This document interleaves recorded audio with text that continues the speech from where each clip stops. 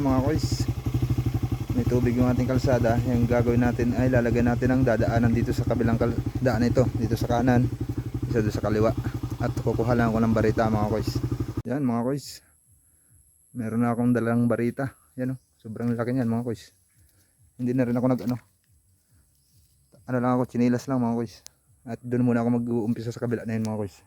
Sa sitio pala namin mga koys, hindi pa fully simentado ang daan. Kaya kapag umuulan, iiba ka ng tubig yung ibang parte ng ating mga daan. Daming dumadaan katulad ng truck, jeep, tricycle, motor at kung ano-ano pa na pinagkakargahan ng ating mga kopras saka mga saging. Naisipan ko at total dumadaan din naman ako dito. Nakita ko nung nakaraan ay may mga tubig. Ang ginagawa ko, sa gilid lang ako ng kalsada dumadaan. Kaya sinubukan kong bawasan ng konting tubig yung daan para hindi tayo mahirapan sa pag-ahon. Mahirap kasi mga koys kasi lubog yung gitna tapos walang madaanan yung tubig. Kaya kapag lumalakas ng ulan, naiimbak yung mga tubig dito. Buti na lang at malapit sa bahay at meron tayong barita. At shout out po sa mag-asawang Dumangre na habang tayo ay nagagawa ng kanal. Iba na rin to mga koys kahit papaano nabawasan ng tubig dito sa daan. At pagpasensyahan nyo pala mga koys kung mayroong boses sa sumiskit. Meron kasi nag-iinom dito sa bahay at sobrang lakas ng boses. At dyan muna kayo mga boys at panoorin nyo itong ginagawa. Bumababa na yung tubig. Umupa na pati. Dito tayo sa kabila.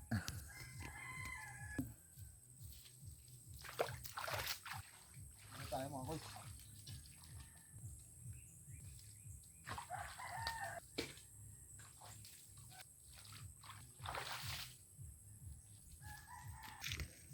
Yan mga boys, umaagos na rin. Nakikita nyo naman. Dito tayo para kitang kita. Kita nyo ba mga boys? Lalagyan natin dito sa kabila para diretso.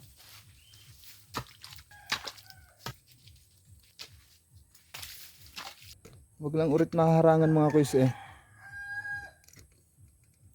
Dire-diretso na yan. Pag naharangan kayo nabara.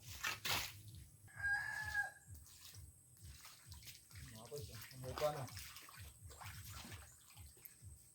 Umupa na.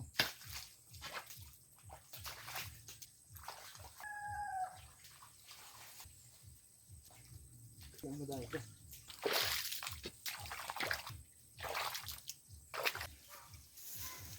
Kita nyo mga boys yung kabila igano may konti pang natira. Mas mabilis matuyo mga boys. Diba? Lagaslas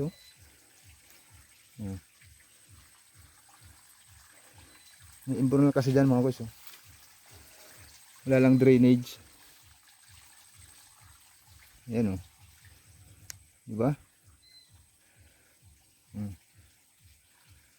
Kanina sobrang daming tubig yan yung kabila ubos na mga boys. Dito na lang is kabila meron pa. Dapat dapat ang lupa putik.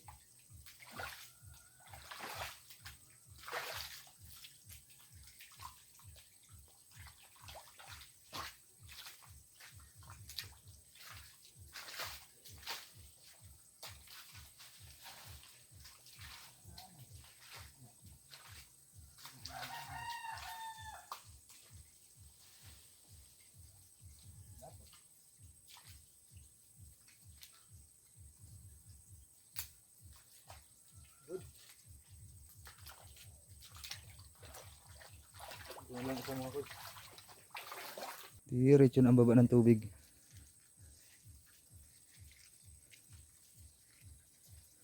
Dami na po ng tubig yan. Ayun mga guys, umaagos pa rin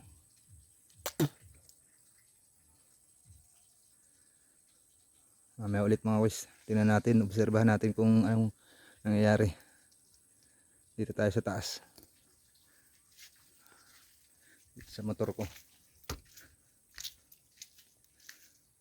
Ayan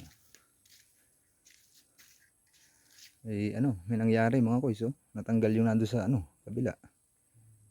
Ito lang nasa kabila ang marami pa.